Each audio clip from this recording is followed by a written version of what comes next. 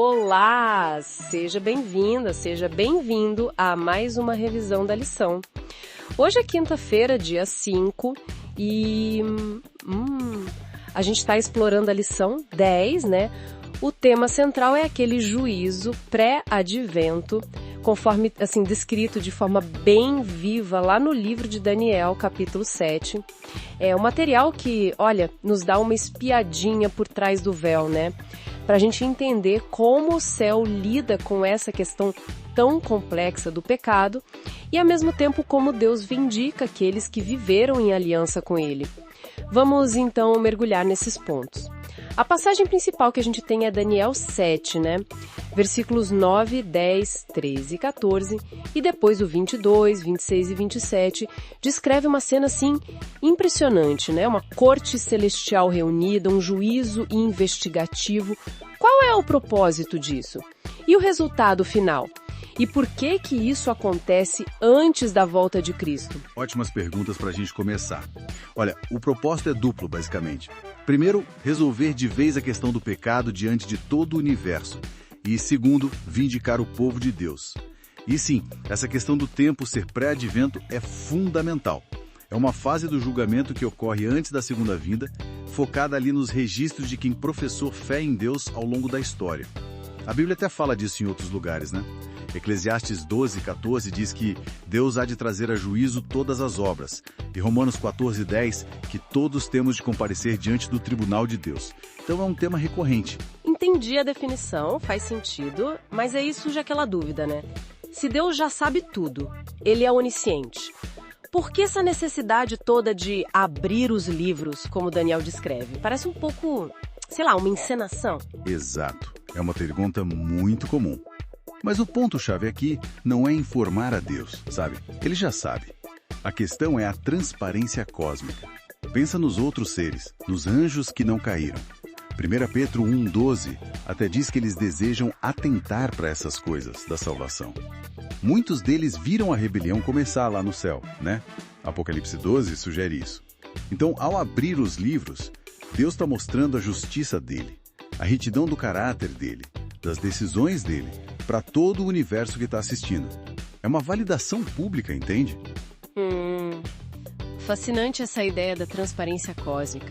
Isso me lembrou um pouquinho, sabe, aquela história de Abraão intercedendo por Sodoma e Gomorra, lá em Gênesis 18.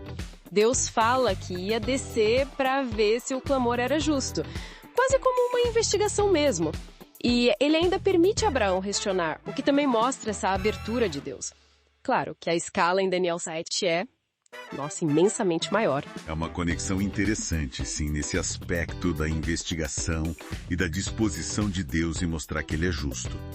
E bem no centro dessa cena toda, lá em Daniel 7, surge a figura principal, o Filho do Homem, vindo com as nuvens do céu, né? Daniel 7,13. E o Novo Testamento deixa bem claro pra gente que essa figura é Jesus Cristo. Aquele mesmo que disse que veio para servir e dar a sua vida em resgate por muitos, lá em Mateus 20, 28. A presença dele ali muda tudo. Ah, sim, a chegada do Filho do Homem. Isso realmente transforma a cena, né? Porque, vamos combinar, a ideia de ter a vida toda examinada, mesmo com Deus sendo justo e transparente, ainda pode ser um pouco intimidante para nós, que somos falhos. Como que a presença de Jesus impacta o resultado, o veredito? Impacta totalmente. É o ponto decisivo mesmo. Daniel 7, versículo 22 na NVI, diz que o juízo resulta a favor dos santos do Altíssimo. E por quê? Não é por causa do mérito dos santos, das obras deles. A gente sabe que são imperfeitas. É unicamente por causa de Cristo e da justiça perfeita dele. É o que a gente chama de justiça imputada, né?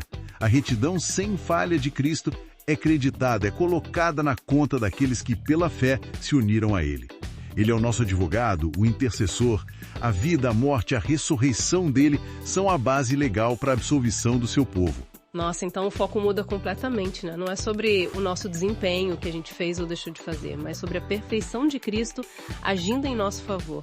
Isso é fundamental. Saber que o resultado final por causa dele é favorável para quem confia nele. Como que isso deveria, sei lá, afetar a nossa vida de fé no dia a dia? Isso tira aquele medo do juízo. Deveria transformar a nossa perspectiva, sim. Não que anule a seriedade do juízo ou a importância de viver em obediência por amor a Deus, claro.